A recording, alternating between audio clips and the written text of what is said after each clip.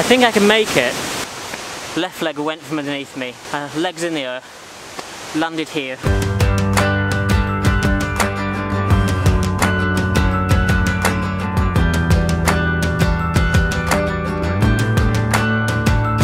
I've come out today to Derwent Water. I tried to get here for sunrise. I missed it by about half an hour. But driving through the country lanes, some of the views of the lakes and the mountains was just incredible this morning.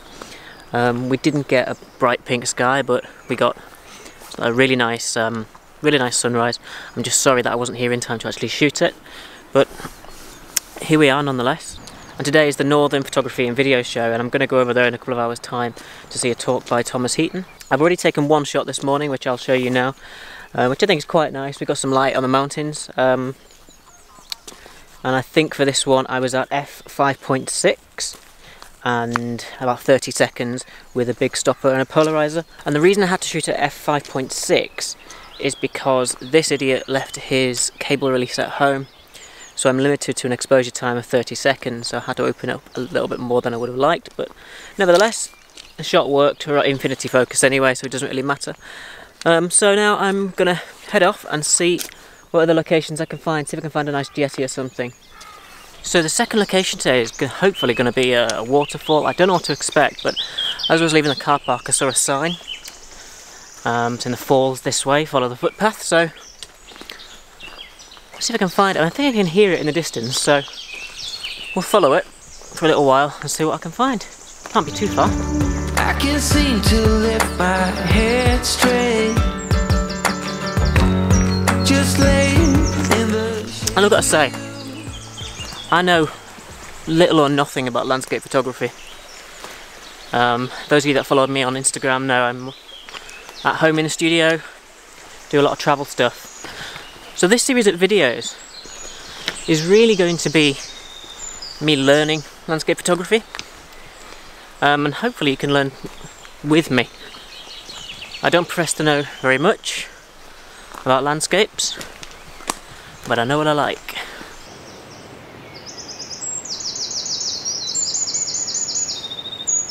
So it turns out these are called Lador Falls. Now following a bigger footpath, which I'm hoping is going to take us uphill towards the top of them, where the flow's a little bit better. Lots of little footpaths that lead off in different directions. I'm not really sure which one to follow. And that's one of the problems I've got with landscapes and outdoor photography, is that I'm a city boy. I grew up in the towns and the cities.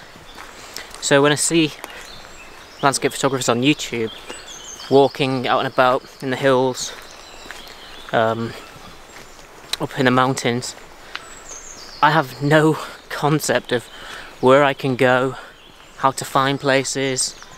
I passed a fell before. I thought that would be an excellent location to get some shots of the valley, but I have no idea how to get to the top. And that might sound stupid to people that grew up in the country or spent a lot of time in the outdoors, but I really honestly have no idea. Let's stay up until the morning light. Let the sun take care of your sorrow. Right, I can really hear the roar of water now. The footpath's leading off in different directions, so I'm now following the sound.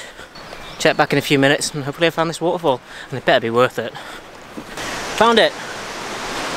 And there's even a little bench for me to sit on, which is awesome. I mean, check this out.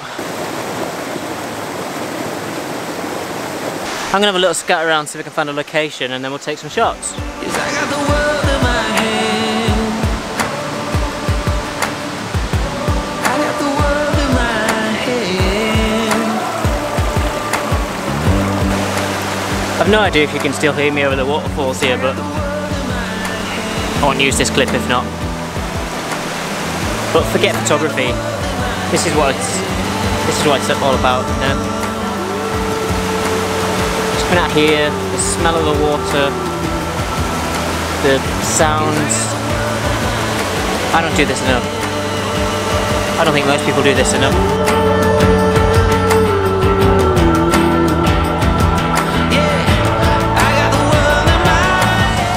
Now, there's two shots here that I think I want to get. I want to get a shot of the small waterfall that's right in front of me.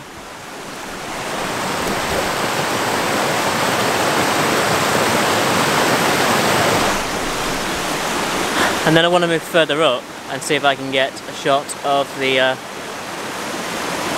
high up waterfall. The water's falling quite a way. I don't know if it's possible to get up there yet. I'm carrying quite a lot of gear and some of these rocks are quite slippery, so I don't really want to have to climb. But we'll get set up and yeah, we'll go from there.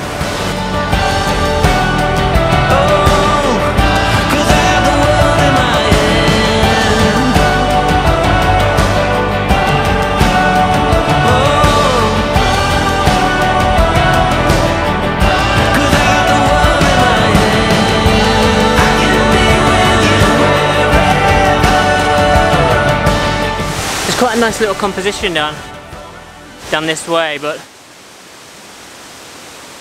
it's pretty dangerous to try to get to it. The rocks are quite slippery. I'm on my own.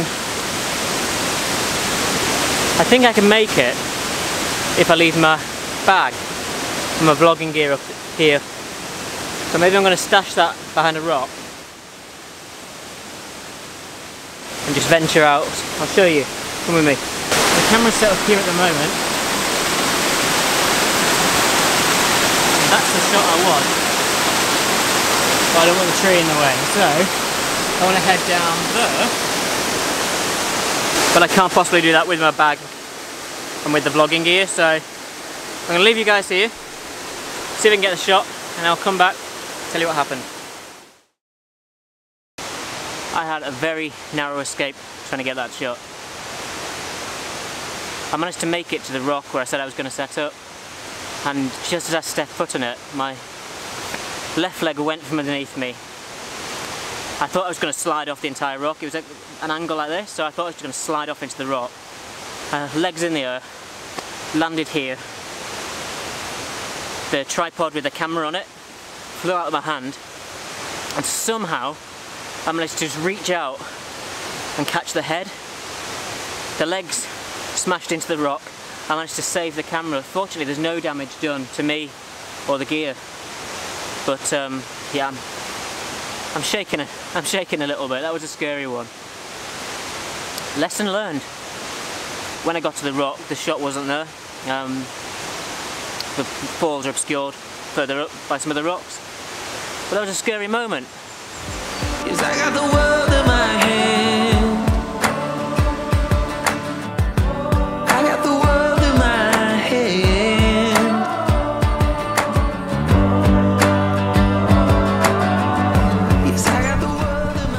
Right, so what have we learned today? Well, I've learned quite a bit, and I think the first thing I mentioned earlier in the video is knowing the locations. You can do a lot of research on Google Maps and through guidebooks and so on, but there's no substitute for actually just knowing the area. Knowing where the little trails are, the little footpaths, knowing where the vantage points and the good shots are and where the light's going to come from. And to have that, I think you've got to make multiple visits, and I can't wait till I know the Lake District and other areas better, so I can plan my shoots and get out there at the exact right time with the exact right weather. So that's a bit of a takeaway from today, is not necessarily to look for a new location every time. Get to a location you've been before and do it better with the knowledge you gained. Second thing I learned today, and this is probably the most important thing, is know your limits. I mean, that was pretty hairy earlier on with the slip on the wet rock. I said before I went down there that I was a little bit cagey about it, but actually in hindsight I did push myself too far, and it's been a few hours now and I've actually still got a bit of a pain in my leg from where I went over, so yeah, maybe there's no need to take those risks, and I definitely learned from that. No one should get hurt doing this. It's just not worth it, especially not for the quality of shots I'm taking anyway, so that's number 2. Learning point number 3 is, damn, it gets light early in May in the UK. I think I got to the car park about 5:30 and sunrise was 1/4 and I knew I was going to be a little bit late, but I was surprised how light it was before sunrise. If you wanted to take pictures in the morning blue hour in summer, you'd have to be at your location from 4 AM, and if you're hiking up a fell or something, you'd be doing that in the middle of the night, so I wouldn't have expected that, but there you go. Number 4 is just going to be going prepared. If you shoot in a studio often, then everything you need is there.